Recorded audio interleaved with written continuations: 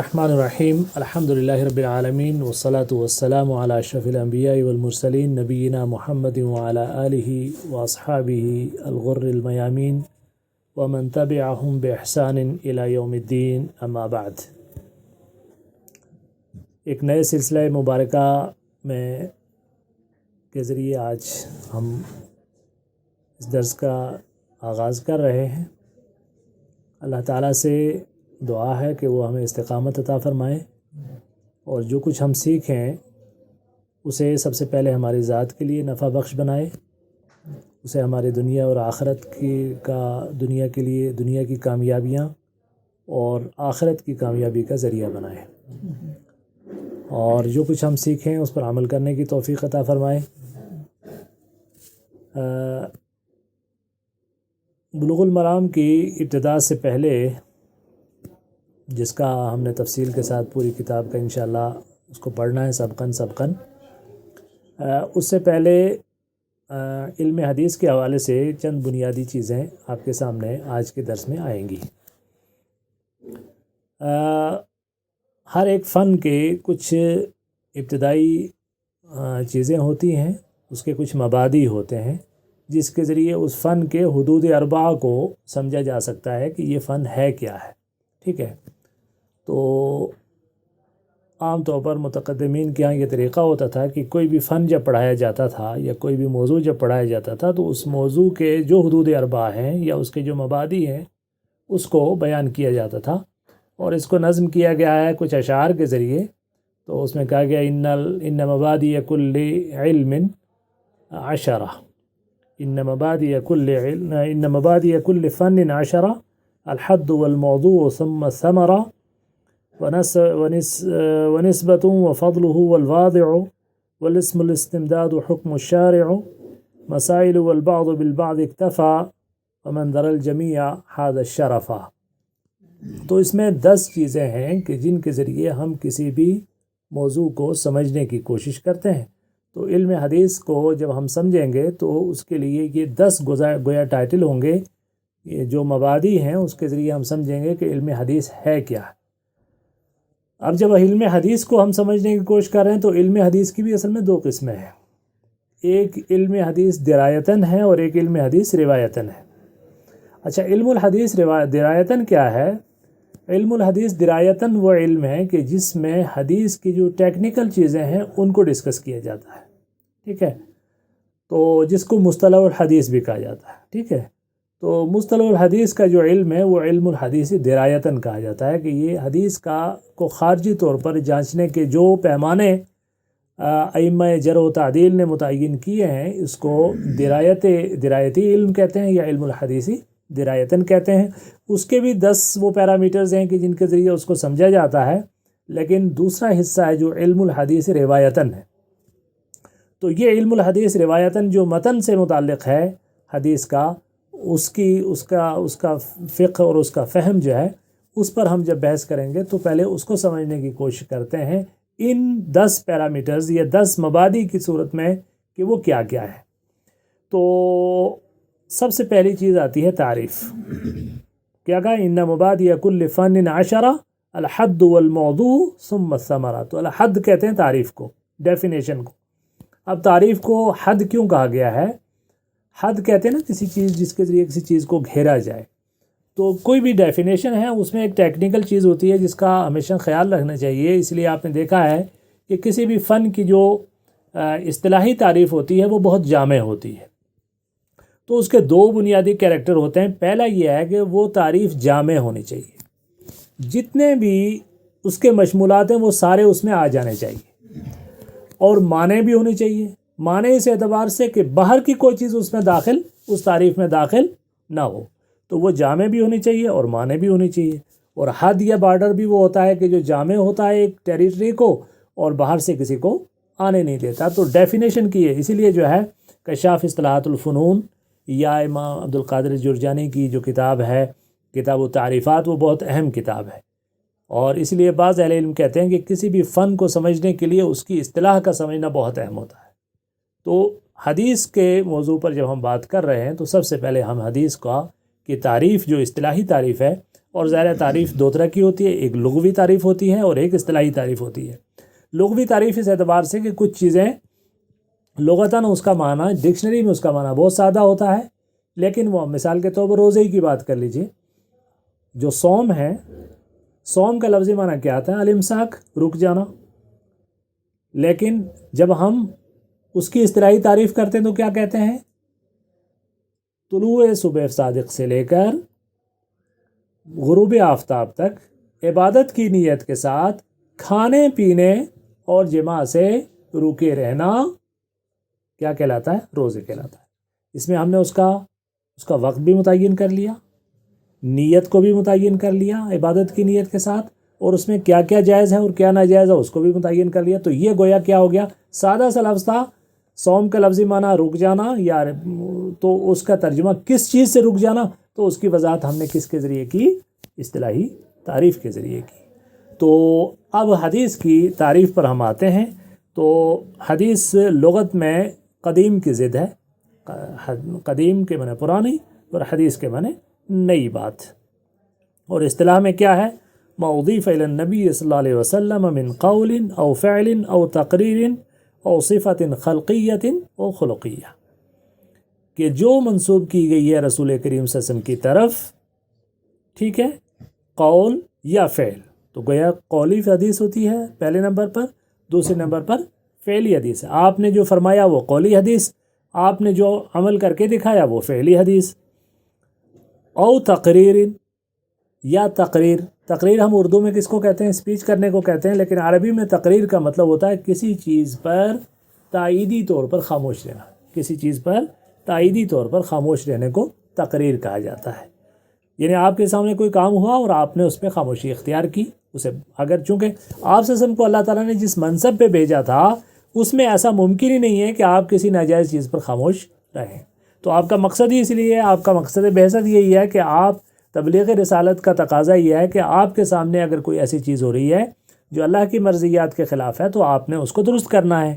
اگر آپ کے سامنے ہو رہا ہے اور آپ نے اس پہ خاموشی اختیار کی تو آپ گویا یہ آپ کی تقریر کہلاتی ہے، ٹھیک ہے۔ او صفت خلقیت او خلقیہ، یا رسول پاک صلی اللہ علیہ وسلم کی کوئی صفت، یا وہ جسمانی طور پر تخلیقی طور پر کچھ چیز ہیں، یا جو اخلاق سے تعلق رکھتی ہیں، جس کو عام طور پر اس کو شمائل کہا جاتا ہے۔ رسول پاک صلی اللہ علیہ وسلم کا حلیہ پاک، آپ کا قد و قامت، آپ کا جو ہے آپ کے بالوں کا رنگ، اور وہ تمام چیزیں جو عام طور پر امام ترمذی نے جامع ترمذی میں کتاب الشمائل کے تحت جو ہے جمع کیے ہیں، یا اور حلیہ مصطفیٰ صلی اللہ علیہ وسلم پر جو کتابیں لکھی گئی ہیں، محمد بن ناصر الحازمی کی ایک بڑی خوبصورت کتاب ہے رسول پاک صلی اللہ علیہ وسلم کا حلیہ مبارکہ، اس کا اردو میں ترجمہ بھی ہو چکا ہے، تو انتہائی خوبصورت کتاب ہے، اور ظاہر ہے کس شخصیت کا حلیہ ہے تو محبت کا تقاضا ہے کہ وہ کتاب ضرور پڑھی جائے، ٹھیک ہے نا۔ تو اب کیا ہے کہ اس میں اب حدیث میں کیا چیز آ گئی ہے؟ رسول پاک صلی اللہ علیہ وسلم کے قول، آپ کے فعل، آپ کی تقریر اور آپ کے شمائل، ٹھیک ہے نا۔ تو یہ ہو گیا حدیث کی تعریف۔ اب تھوڑا سا اور اس معاملے کو کلوز کرتے ہوئے ہم حدیث صحیح کی تعریف بھی کر لیتے ہیں۔ ہم حدیث صحیح اور ضعیف کی، سب لوگ جو حدیث کی اصطلاحات سے واقف نہیں ہیں، تو ظاہر ہے جو لوگ احادیث کی اصطلاحات سے واقف ہیں ان کے لیے نہیں، لیکن جو لوگ نہیں جانتے تو ان کے لیے یہ جاننا، خاص طور سے آپ طلباء کے لیے یہ چیزیں جاننا بہت ضروری ہیں کہ حدیث صحیح کس کو کہتے ہیں۔ اب حدیث صحیح کی تعریف کیا ہے اسے یاد رکھیے گا، میں کل سنوں گا بھی آپ سے۔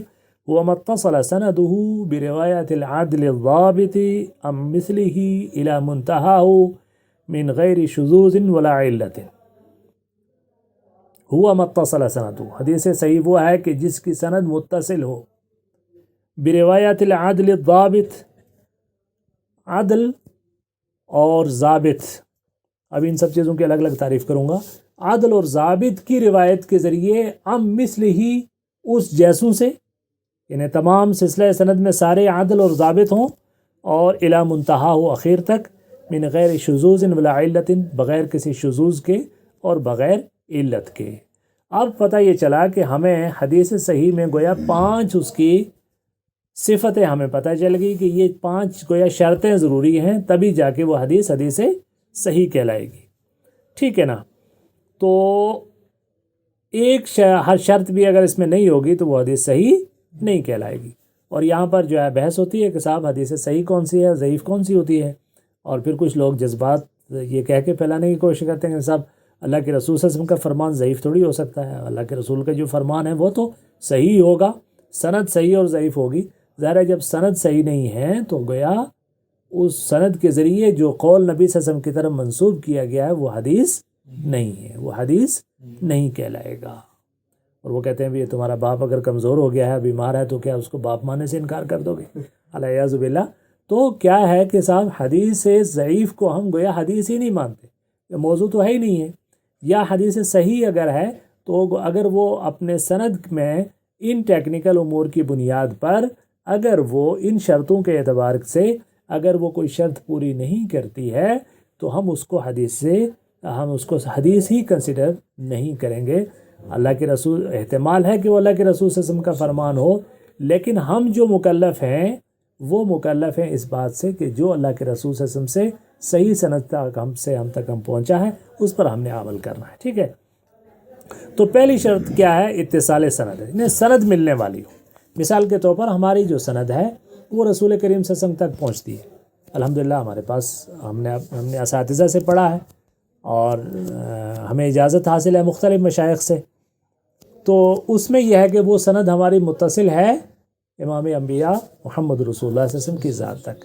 تو اکثر احادیث کی جو کتابیں ہیں اس میں حدیث کے جو مصنف ہیں، جو مؤلف ہیں، چاہے امام بخاری ہوں، مسلم ہوں، وہ اپنی سند ذکر کرتے ہیں. قال حدثنا فلان عن فلان عن فلان عن نبی صلی اللہ علیہ وسلم. تو اس سند میں جو نریشن کی جو لائن ہے، وہ جو چین آف نریشنز ہے، اس میں کوئی ایک جگہ کسی جگہ کوئی انقطاع نہ ہو، کوئی بریک نہ ہو، اس کو ہم کہیں گے سند متصل. اب اگر سند متصل نہیں ہے تو پھر ظاہر ہے پھر اس میں معلق ہو سکتی ہے، یا مرسل ہو سکتی ہے، یا معضل ہو سکتی ہے، یا منقطع ہو سکتا ہے. یہ حدیث ضعیف کی مختلف قسمیں ہیں. اب ظاہر ہے چونکہ ہم اس وقت مصطلح الحدیث نہیں پڑھ رہے ہیں، آپ کو صرف میں ایک اچٹتا سا ہوا ایک تعارف ہے کہ اتصال سند اگر نہیں ہوگا تو پھر وہ سندیں یا تو مرسل ہوں گی، معلق ہوگی، یا مرسل ہوگی، یا معضل ہوگی، یا منقطع ہوگی. اب جو ہے اس کے بعد دوسری شرط آ جاتی ہے آپ کے پاس. کون سی دوسری شرط آتی ہے؟ عدالت الروات بنقل العدل الضابط. کس کے ذریعے نقل کی گئی ہے؟ عدل کے ذریعے. یہ عدالت کیا چیز ہے؟ ہم عدالت اردو زبان میں کہتے ہیں انصاف کو، یا وہ جگہ کہ جہاں انصاف کیا جاتا ہے. عربی زبان میں عدالت ایک ایسا ملکہ ہے کہ جس سے متصف شخص تقوی اور مروت کی دو صفتوں سے متصف، تقوی اور مروت کی دو صفتوں سے متصف ہو. گویا عدالت میں دو چیزیں شامل ہیں، ایک متقی و پرہیزگار ہونا اور دوسرا مروت کی صفت سے متصف ہونا. اب متقی کس کو کہتے ہیں؟ کہ جو کبیرہ گناہوں سے بچنے والا اور فسق و فجور سے بچنے والا. فسق و فجور اور کبیرہ گناہوں سے بچنے والے کو متقی کہتے ہیں. اور مروت کس چیز کا؟ مروت اصل میں اردو میں مروت جو ہے دوسرے معنی میں استعمال ہوتا ہے، لیکن لحاظ کو مروت کہتے ہیں. لیکن عربی زبان میں جو مروت لفظ ہے وہ اعلیٰ انسانی اخلاق کے جو صفات ہیں وہ محدثین نے اس کو مختلف مثالوں کے ذریعے واضح کیا ہے. مثال کے طور پر ہم جس معاشرے میں رہتے ہیں یہاں دیندار شخص کے لیے ایک خاص لباس متعین ہے کہ جو دیندار ہوگا وہ اس طرح کا لباس پہنے گا، وہ سر پہ ٹوپی ہوگی یا پگڑی ہوگی، یا اس کی جو ہے فلانی حیت جو ہے اس کی ایک دیندار شخص کی ہے. اب اگر وہ اس طرح کی حیت میں نہیں ہے، وہ سمجھے وہ مخروم المروہ ہے، یعنی اس کی مروت میں کمی ہے. وہ جو ہے وہ عام سے پاجامہ اور ٹراؤزر پہن کے اگر بازار میں گھوم رہا ہے، اور یا اس نے بال عجیب و غریب رکھے ہوئے ہیں، یا وہ بعض محدثین نے اس کے لیے مثال دی ہے کہ جس معاشرے میں راستے میں چلتے ہوئے کھانا کھانا معیوب سمجھا جاتا ہو، اور وہ اگر راستہ میں کھانا کھاتا ہوا پایا جائے، چلتے ہوئے کھاتا ہوا پایا جائے، تو ہم کہیں گے کہ یہ مخروم المروت ہے. ٹھیک ہے. اور یہیں پر ایک اصول ذہن میں رکھ لیجئے کہ جو نریشن لائن میں اللہ کے رسول صلی اللہ علیہ وسلم کی ذات تک جو پہنچتی ہے حدیث، وہ صحابہ کے ذریعے پہنچتی ہے۔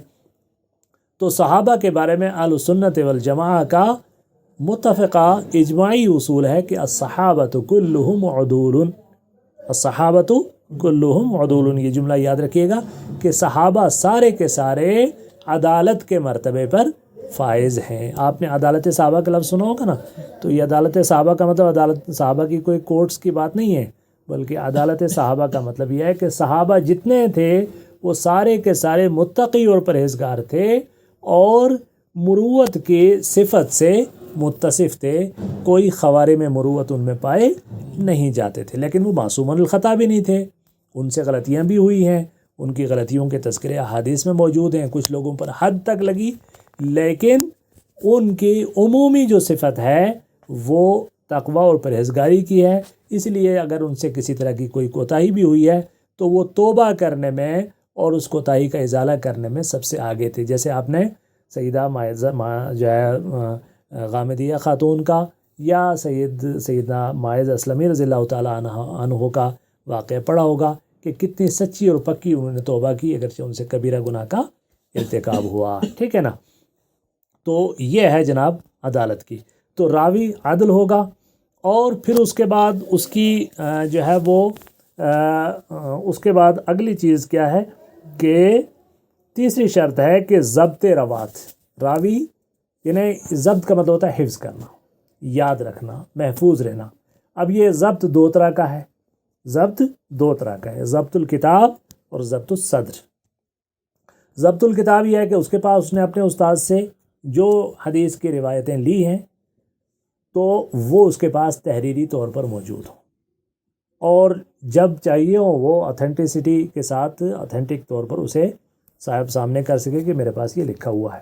اور اگر اس کے پاس لکھا ہوا نہیں ہے، اور ظاہر حدیث کے لکھنے کا سلسلہ جو ہے حضرت عبداللہ ابن عمرو ابن عاص کا جو سب سے پہلا حدیث کا جو مجموعہ ہے وہ صحیفہ صادقہ کے نام سے مشہور تھا، اور گویا رسول پاک صلی اللہ علیہ وسلم کی زندگی میں ہی احادیث کے لکھنے کا سلسلہ شروع ہو چکا تھا۔ اور یہ ایک نقطہ ذہن میں رکھ لیجئے، بعض اس طرح کی روایات ہیں کہ اللہ کے رسول صلی اللہ علیہ وسلم نے احادیث کو لکھنے سے منع کر دیا تھا، تاکہ ابھی لوگوں کی تربیت نہیں ہو پائی تھی کہ وحیین کو وہ آپس میں ایک دوسرے سے ممتاز کر سکیں کہ قرآن کے لفظ کون سے ہیں اور حدیث کے الفاظ کون سے ہیں، ٹھیک ہے۔ تو وہی دو طرح کی ہے، جلی اور خفی، یا مطلوع اور غیر مطلوع۔ وہی جلی قرآن کریم ہے، وہی مطلوع قرآن کریم ہے، اور وہی خفی یا وہی غیر مطلوع کیا ہے؟ حدیث ہے۔ اب تاکہ حدیث اور قرآن آپس میں خلط ملط نہ ہو جائیں تو شروع میں اللہ کے رسول صلی اللہ علیہ وسلم نے لکھنے سے منع کیا تھا، لیکن بعد میں آپ نے اس کی اجازت دی۔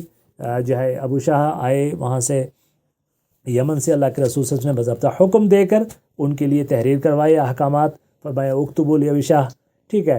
اور پھر صحیفہ صادقہ جیسے میں آپ کے سامنے بیان کیا کہ جو حضرت عبداللہ ابن عمرو ابن عاص کا رضی اللہ تعالیٰ عنہ کا لکھا ہوا صحیفہ تھا، اور اس کے بعد جو ہے صحیفہ ہمام بن منبہ اور بہت سارے ایسے صحیفے ہیں جو اللہ کے رسول صلی اللہ علیہ وسلم کے دور میں ہی یا آپ کے تابعین کے دور میں لکھے گئے۔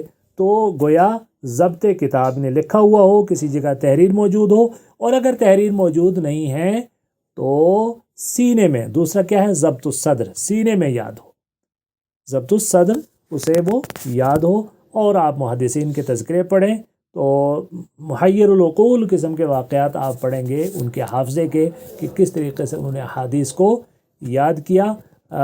ہزاروں احادیث کے وہ حافظ تھے، اور اس وقت بھی اللہ تعالیٰ ہر دور میں حجت تمام کرتا ہے شک پیدا کرنے والوں کے لیے۔ تو آج بھی جو ہے آپ نے ایک چھوٹے سے بچے کا دیکھا ہوگا کہ وہ نابینا ہے اور وہ کتب تسعہ کا حافظ ہے، ستہ ہی کا نہیں بلکہ تسعہ کا حافظ ہے، اور اس کا اختبار یا امتحان جو لیا گیا ہے وہ مختلف طریقے سے لیا گیا ہے، اور وہ ہر امتحان میں کھرا اترا ہے۔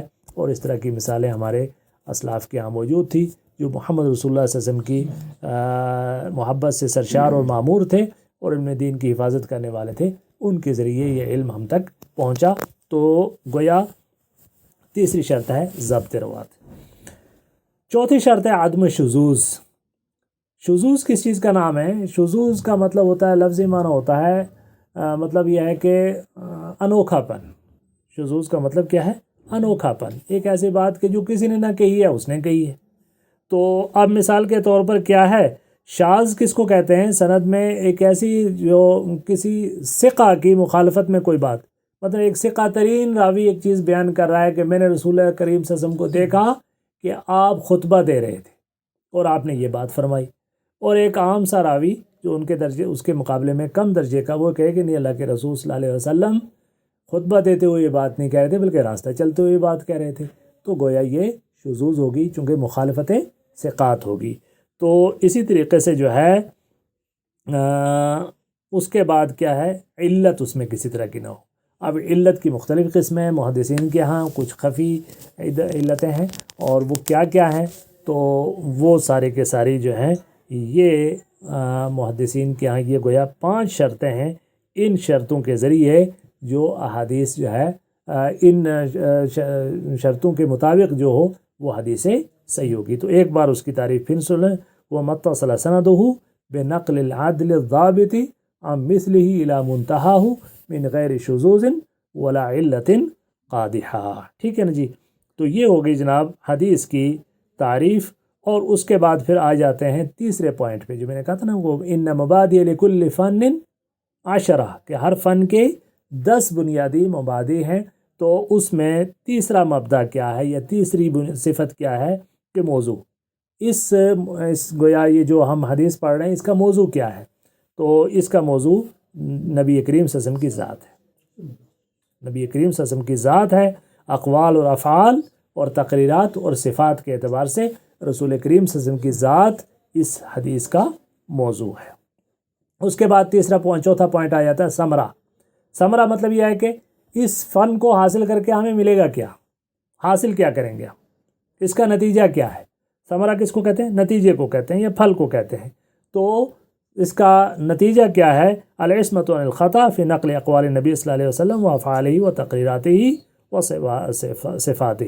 رسول کریم صلی اللہ علیہ وسلم کے اقوال و افعال و تقریرات و صفات کو نقل کرنے میں غلطی سے بچ جانا، اور پھر اس کے بعد اس کے ذریعے عمل کرنا، اور اس کا جو ہے جو احکامات ان احادیث میں ہیں، ایمانیات کے تعلق سے ہوں، عبادات کے تعلق سے ہوں، یا معاملات اور اخلاق کے تعلق سے ہوں، اس کے مطابق اپنی زندگی کو گزارنا، یہ اس کا ثمرہ ہے۔ اور ایک بڑا ثمرہ یہ کہ اللہ کے رسول صلی اللہ علیہ وسلم کی طرف سے یہ دعا ہے کہ نظر اللہ عمران سمع مقالتی، کہ اللہ تعالیٰ اس شخص کو تر و تازہ رکھے کہ جو مجھ سے میری بات سنے، فوعاہا فحفظہا وعاہا واداہا کما سمع منی، کہ وہ اسے یاد کرے اور پھر اسی طریقے سے جیسے سنا ہے ویسے اس کو پہنچائے۔ اس کے لیے اللہ کے رسول صلی اللہ علیہ وسلم نے تر و تازہ رہنے کی دعا فرمائی۔ اچھا، اب اس علم کی نسبت کس کی طرف ہے؟ یہ کون سے علم کا ذیلی حصہ ہے؟ تو پتہ یہ چلا کہ اس کی نسبت جو ہے علوم شرعیہ نقلیہ سے تعلق ہے، اس کا علوم شرعیہ نقلیہ سے تعلق ہے۔ نقل کا مطلب کیا ہوتا ہے؟ جو نقل کی گئی ہیں، ایک ہوتا ہے نا عقلی علوم اور ایک ہوتا ہے نقلی علوم، یا اس کو معصور علم معصور کہتے ہیں، یعنی جو اللہ کے رسول صلی اللہ علیہ وسلم کی طرف سے نقل کیے گئے ہیں، جو وحی کے ذریعے ہم تک پہنچے ہیں، تو یہ علم شرعی نقلی کہلاتا ہے۔ ٹھیک ہے، نقل ڈپلیکیٹ کے معنی میں نہیں بلکہ منتقل کرنے کے معنی میں۔ ٹھیک، اس کی فضیلت کیا ہے؟ تو فضیلت جو ہے وہی ثمرہ اور فضیلت دراصل ایک ہی چیز ہے۔ اس کے بعد اس کے واضح کون ہے، مطلب یہ فن کس نے ترتیب دیا ہے؟ عام طور پر یہ جو 10 پیرامیٹرز میں نے آپ کو بیان کیے یہ فنون پر ہوتے ہیں، علوم عالیہ پر اس کا اطلاق ہوتا ہے۔ علوم عالیہ پر اس کا زیادہ اطلاق نہیں ہوتا، لیکن چلیے بہرحال چیزیں آ جائیں تو اچھی بات ہے۔ اس میں جو ہے اصحاب رسول صلی اللہ علیہ وسلم ہیں کہ جنہوں نے اس احادیث کو ہم تک مدون کر کے پہنچایا۔ رسول کریم صلی اللہ علیہ وسلم کی ذات سے تو فرمان کا صدور ہوا ہے یا فعل کا اور صفت کا صدور ہوا ہے، لیکن وہ ہم تک پہنچایا کس نے ہے، کن کے ذریعے؟ وہ ہم اس کے پہلے واضح کون ہیں، تو اس کے مرتب کرنے والے کون ہیں؟ گویا صحابہ کرام ہیں، اور صحابہ کرام کے ذریعے کے بعد جو ہے تابعین اور تبع تابعین کے بعد ہم تک پہنچا ہے۔ تو اس کا نام کیا ہے؟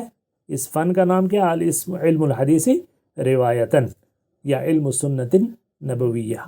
اور یہاں ایک بڑا اہم نقطہ ہے جس پر کبھی بعد میں بھی بات ہوگی کہ حدیث اور سنت کیا ایک معنی میں استعمال ہوتا ہے، یہ الگ الگ ہیں، کیونکہ اس معنی پر بھی اس نام سے بھی کچھ آج کل کچھ لوگ جو ہے وہ مغالطہ دینے کی کوشش کرتے ہیں کہ سنت الگ چیز ہے، حدیث الگ چیز ہے.